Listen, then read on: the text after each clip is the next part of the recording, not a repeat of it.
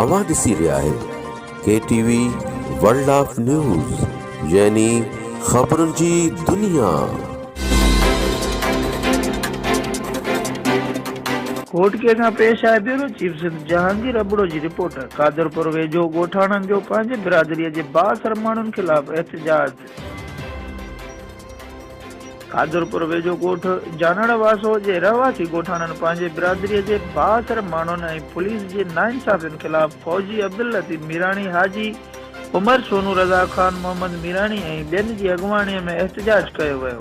उन मौक़े ते एहतजाज कंदड़नि जो चवणु हो त कुझु ॾींहं अॻु जमालुद्दीन मीराणी माई इज़त जो संग असांखे ॾिनो हो, पर उन बावजूद बि हुन ॼाणायल औरत जो ज़बरदस्ती पंहिंजे पोटे आमिर मीराणीअ सां निकाह करायो ऐं असांखे हक़ ॾियण बजाए असांजे घर ते चढ़ाई करे घर अंदरि भञ ड्राह करे क़ीमती सामान, कणिक, चांवर, ॿकिरियूं ऐं हिकु मोटरसाइकिल बि खणाए वियो आहे।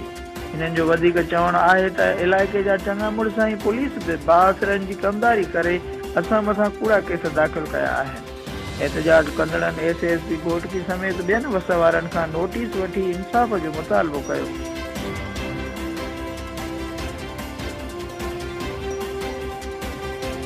ख़बरुनि जी दुनिया।